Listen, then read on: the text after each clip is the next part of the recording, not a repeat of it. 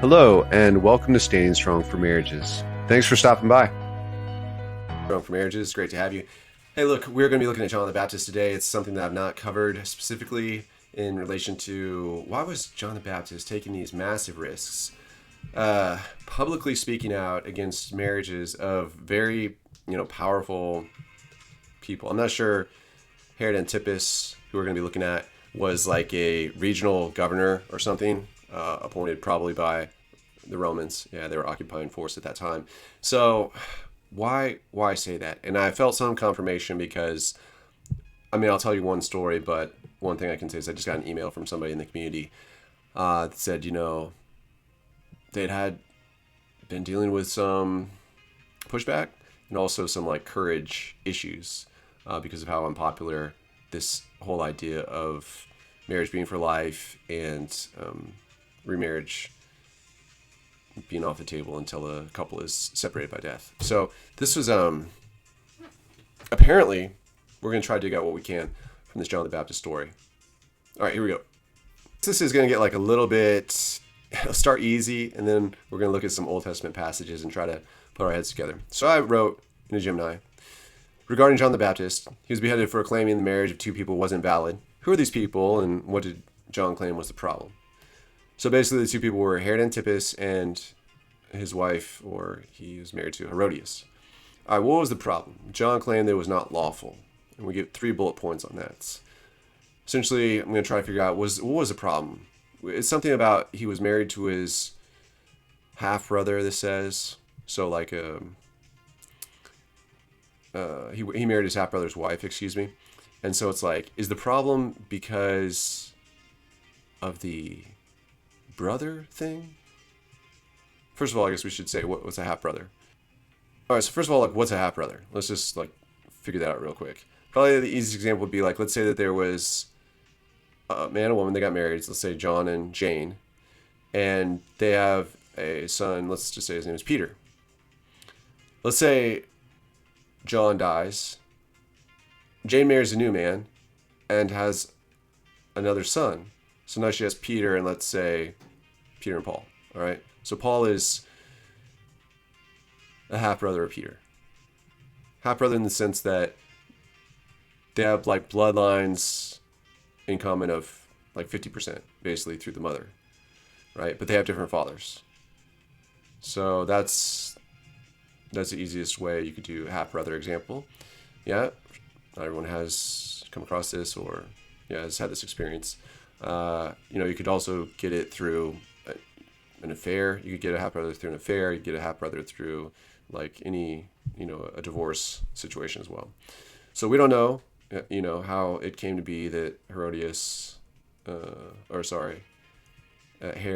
and Philip, came into this half-brother relationship, but they had it.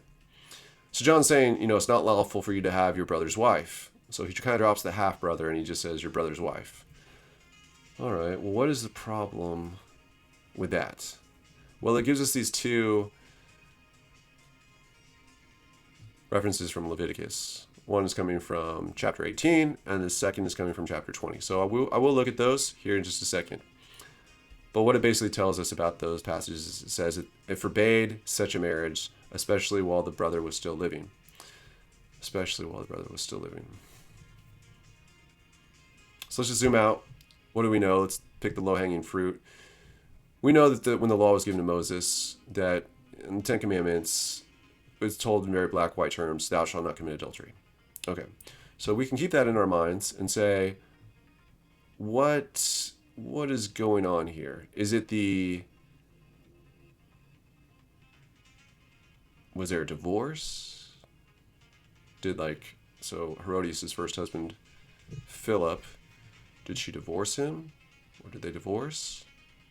And so is that the problem? That essentially what? Marriage permanence is right, is what the argument would be, and that as long as Philip is still alive, Herodias cannot take a new husband with this Herod Antipas gentleman. Okay, that could be what we're saying here. What else could we be saying? We could be saying that Philip has died, perhaps. That's very important information to know. And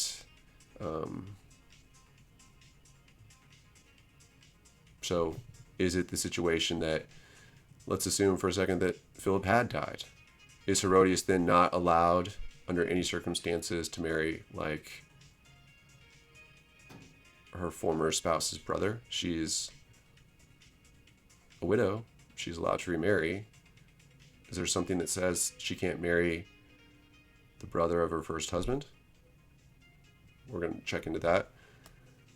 Or this says, this third bullet point said maybe there's an adultery / incest thing going on. And is that what we're dealing with? So John the Baptist was imprisoned for his public criticism and was later executed at the request of Herodias, who held a grudge against him. More to say on that later. All right, I said, what Old Testament verses support the claim that their marriage was adulterous? And it says, okay, the claim that Herod Antipas' marriage to Herodias was adulterous and unlawful is supported by 2 primary verses from the Old Testament law found in the book of Leviticus. And here they are. I'll read them, but before I read them, I'll just point out, we're not reading like Exodus 20, where Moses received the 10 Commandments. And it's not saying, thou shalt not commit adultery. It's taking us to these other different sections. First one is Leviticus 18:16. It's coming from the NIV. And it says, quote, do not have sexual relations with your brother's wife. That would dishonor your brother. Some context here would be nice, because as I've been trying to make the argument, if we're not supposed to be sleeping with any wives besides our wife, then isn't this a little bit unnecessary?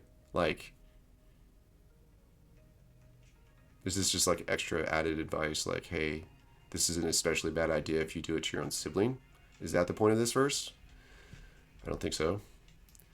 Or is it saying something like, it's fine to sleep with spouses that you're not married to, just not your brother's spouse? Is that the point of it? Definitely, I don't think that's what we're trying to be gaining from this. So I'll just read it again and let it sit. Do not have sexual relations with your brother's wife. That would dishonor your brother. The only way it really makes sense is that your brother has passed away.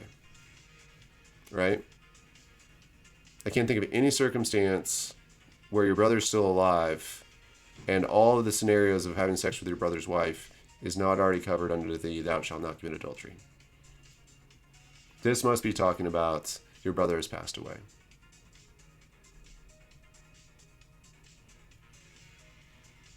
Okay. Leviticus 20:21 says, if a man marries his brother's wife, it is an act of impurity. He's dishonored his brother and they will be childless. So that's actually even like a little more information there at the end. They will be childless. That the Lord will close her womb. Interesting. Interesting, isn't it? I don't know when the last time you ever heard that, fertility has anything to do with any of the morals or the setup of the relationship.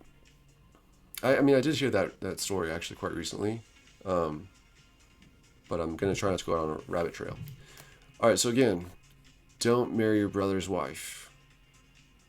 It's either being ultra redundant to like a ridiculous degree, right? Don't commit adultery against your siblings is how I'm going to say it. Is that what it's saying? I don't think that's what it's saying. I think what it's probably saying is if your brother dies and you're single, don't marry your brother's wife. Now, there's some interesting other things that come in here. It's important to note that Herodias' previous husband, so Herod's brother Philip is who we're talking about, was apparently still alive at the time. And that's really important, right? That helps us at least keep the door open on the marriage permanence thing, that a divorce would not just allow the woman to be eligible for remarriage to any man. What we're trying to figure out here is are we dealing with this? Was John sticking his neck out and quite literally ultimately dying a martyr's death over the brother thing? Yeah, marriage within families? Or was this more like a divorce remarriage problem? For the marriage permanent thing to really apply in the way that we usually talk about it, it would be necessary for Herod to still be alive. Philip to still be alive. which this says he was.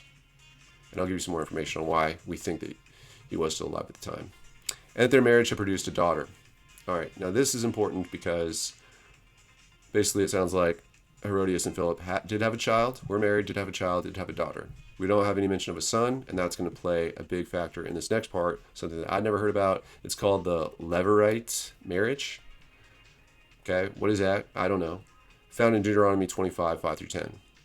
We'll read it, but let's just get the explanation here since that's probably easier.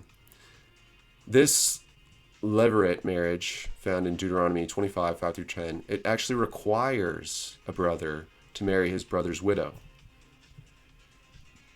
Whoa, so sometimes it's actually required?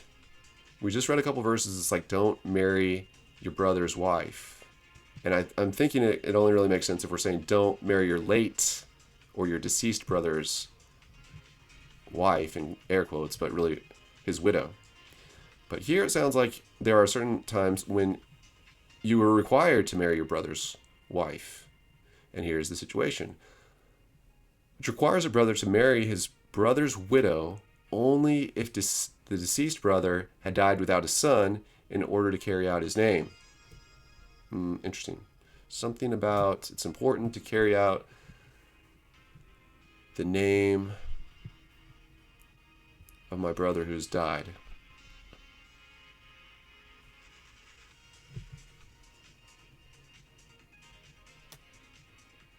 Now this says, since Philip was likely still alive, or they had a child, the general prohibition of Leviticus applies.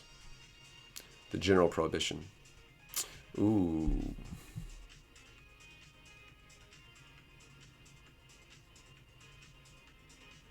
I don't like that sentence. It's confusing. What we need to find out was, did they have a son? You don't know enough about this. So let's go and read the passage from Deuteronomy 25, which I have here. All right, this is Deuteronomy 25. Fun fact, we definitely know Deuteronomy 25:4, which is, do not muzzle an ox while it's treading out the grain. This is what Paul told us. Do not muzzle an ox while it's treading out the grain, right? Support ministries or whatever. Support people. Deuteronomy 25:5. If brothers are living together and one of them dies without a son, she can't. That's really interesting. She does not have free choice as a widow. It says her husband's brother, so her deceased husband's brother, shall take her and marry her and fulfill the duty of a brother-in-law to her. The first son she bears shall carry on the name of the dead brother, so that his name will not be blotted out from Israel. Why is that important? I do not know, honestly. It seems like, I don't know. Okay, but that was the reason given. We'll figure out the why later.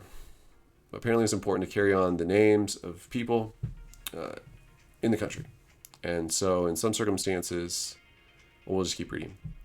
It's very obvious that this gentleman is required to take this new widow as his wife. We'll see here, verse 7. However, if a man does not want to marry his brother's wife, she shall go to the elders at the town gate and say, my husband's brother refuses to carry on his brother's name in Israel. He will not fulfill the duty of a brother-in-law to me. Then the elders of the town shall summon him and talk to him, basically have a sit down and rebuke him. You'll see. Then the elders of the town shall summon him and talk to him. If he persists in saying, I do not want to marry her, his brother's widow shall go up to him in the presence of the elders, take off one of his sandals, spit in his face, and say, this is what is done to the man who will not build up his brother's family line. That man's line shall be known in Israel as the family of the unsandaled. Okay, so here we're seeing a big, massive sort of detour in special circumstances away from what Leviticus normally tells us. Leviticus normally tells us, guys, if you have a brother, he dies. I think this is what it must be saying. But what it literally says is, don't marry your brother's wife. Don't marry your brother's wife. But I think that only really makes sense if it's under the context of your brother has recently passed away. Yeah. So under general circumstances, let's assume he had multiple boys and multiple daughters. His name is going to continue. Let's say you're eligible to marry somebody. Hey, go marry anybody you want, but don't marry your brother's widow. That's what I think Leviticus is saying in chapter 18 and chapter 20. Okay? Pick somebody else. Okay? Like you don't need to marry her. Pick somebody else. Okay. Especially if you want to have children, right? She's not going to continue to be fertile. Okay, so but in this certain circumstance where if she doesn't have any boys, if she never had any boys born to her, you're required to marry her. And if you don't, you get spit in your face. You get drug in front of the elders, and then everyone gives you this shameful title for apparently an unknown number of generations, and that haunts you. This seems to be justified punishment according to this morality that I don't really understand, quite honestly, of the dead seriousness to make sure that names are continued in the country. Okay, what's the point? The point is, does the situation with Philip and Herodias fit the circumstance? Well, apparently what we have here is that, according to historians, I'll tell you in a second, I'll just give you the update and then I'll prove it to you based on what I found. The first couple, Philip and Herodias, they had a daughter only, no sons. Okay? Now, if Philip has died, we're not sure if he's died, but let's say he's died. There's no son in the picture. Herodias would be, according to this, required to marry Herod Antipas. She couldn't just take anyone she wanted, and Herod Antipas couldn't refuse her. That's what this says. Okay, well, I'll tell you that as far as we can see, if we go back to this,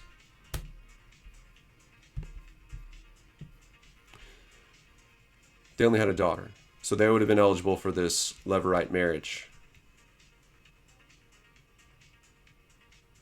So basically, on that alone, we can rule out that he died, that Herodias was a widow. Because if that was the case, she would have been totally in the clear, as far as I can tell. It's possible in the future we can find some other thing where we maybe missed something or there's some key information I'm not catching here. But John the Baptist obviously is not approving. So I'm thinking it's not because she's a widow. If she was a widow, she would have been totally in the clear. John is upset. That must mean that Philip is still alive. Those are the only ways that John the Baptist could be upset. Either Philip was still alive, or they had a son together, and the family name would persist, and she wouldn't need Herod to help her in that way. So I asked for sure, because I want to know for sure. I said, do we know for sure that Philip was still alive at the time of John the Baptist's death? Because that's important. Are we dealing with a widow situation, or is this a divorce thing?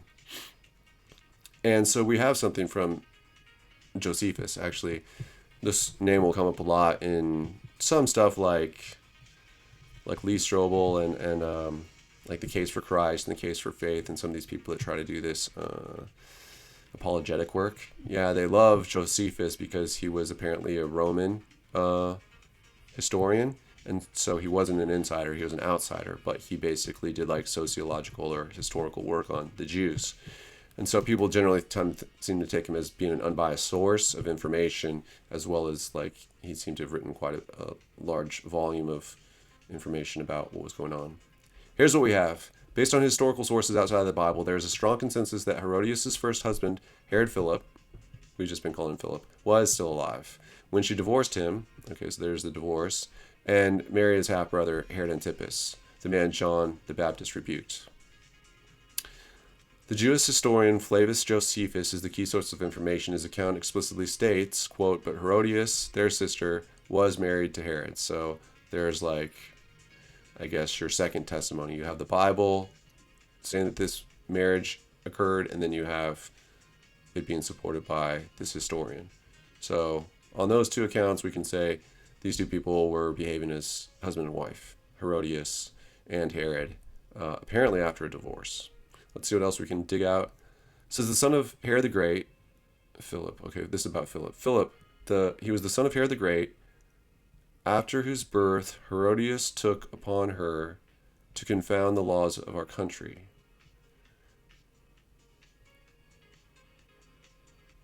And divorced herself from her husband while he was alive, and was married to Herod Antipas. And this comes from the Antiquities of the Jews, 18.136. Okay, so some sort of like chapter 18 reference, page reference, or whatever. This detail, that Philip was alive, is critical because it confirms that the marriage of Herod Antipas and Herodias violated the Old Testament law. Philip does not have appeared to have died, meaning Herodias was not a widow. And the second important point is that they needed to have had a son, and there's no mention of a son, only a daughter, and they know her name. So,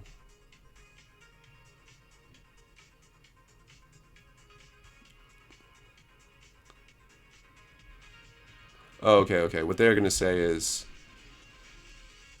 so because Philip was alive, for the most serious reason, the brother was not deceased, and therefore the Levirate marriage exception did not apply. Yeah, it only applies to like a widow scenario. Yeah, so I think that we have double reason to believe that there's no way that this Herodias qualified for this Levirate marriage. She does not appear to be a widow, number one.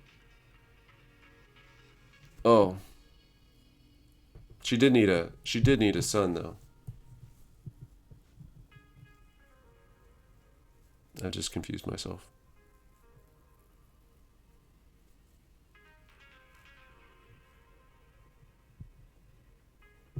No, we're good. We're good. Even if we say that, well, we don't know, Philip might have died. Okay, well, if Philip might have died, and let's say he did die, she would have been like a prime candidate for this Levirate marriage, and which means that John the Baptist would have been totally wrong in rebuking them. John the Baptist did rebuke them. As far as we know, he did it righteously. And we can rule out that it's not the brother issue. It was the divorce or marriage issue. So, the New Testament accounts, you can read them in Mark 6:18 or Matthew 14:4, simply state that John the Baptist declared, "It's not lawful for you to have your brother's wife," which is a statement fully supported by the facts that the first husband was alive. Okay, I mean, I think, well, I think it was a divorce or remarriage problem. Yeah.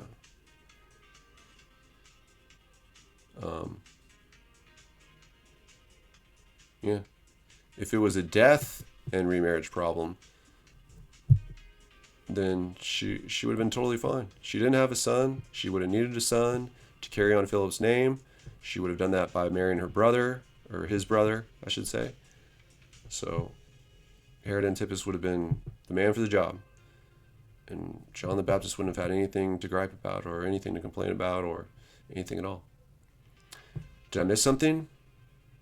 What am I missing? If I missed something, let me know in the comments section. Appreciate you guys. Prayers for perseverance and encouragement from the Spirit. I'll add one quick story. I think I might have said this in the beginning. Someone reached out to me over email and said that they were somewhat struggling or I guess afraid, having run into some roadblocks at church before about talking about these things and ruffling some feathers. And I went to church. I tried to do this video this morning, then I ran out of time, and I went to church. And while I was at church, I was encouraged because they sang the Beatitudes. And so the last one, they're all beautiful, but the last one's really beautiful, where it says, like, blessed are those who are, like, basically spoken about poorly. People say all kinds of evil things against you because of me. Blessed are you because great will be your reward in heaven. And so I've also been really concerned about that, trying to manage there's two parts to it. I definitely recently feel bad about how a conversation went with a good friend of mine. I just gave him too much information at once. I just forgot like how challenging this stuff is and the multiple levels that it's challenging. Yeah, yeah. And I just did too much too fast, and he got kind of defensive, and I got kind of defensive, and it's like, this is never my goal, is to unnecessarily make this information more difficult than it already is to consider, right? Yeah. I need to remember like the years. It took me the better part of like 10 years to really like come to feel pretty confident about this stuff. So one part is I need to be more skillful and more thoughtful and more like patient and more considerate of the person I'm talking with, and that just not to overload them. But the other part that is also part of this, which I think why I was thinking about John the Baptist in the first place, is like, I don't want to blow up my friendships. I don't want to be persecuted. I don't want to be like spoken poorly of. I like have like a fear of man, like most people do, and so I'm wrestling with that, right? And I think I got to get over some of that, you know. I got to at some point kind of like come to the realization mentally that like this is going to offend people. I find it offensive. There's, you know, things about it I don't like. It causes me to have some, you know, questions. God, is this really necessary? God, this seems unfair. This grumbling, this complaining, this sadness. God, look at all these. Look at the family situation in our country. Like, it's too late. It's already too like messy, and like trying to get all this right is just gonna be. It's too late. But I think I just need to realize talking about these things is always going to have the potential to upset people. And I just need to be prepared for that. And what we see from this story is that for certain people, I mean, it's going to kind of cause a lot of anger, and that people really may possibly treat you very, very badly, which I think we know instinctually that Christianity is offensive, and that we have to be careful of what we say. I guess it's kind of like the feeling I think we all have.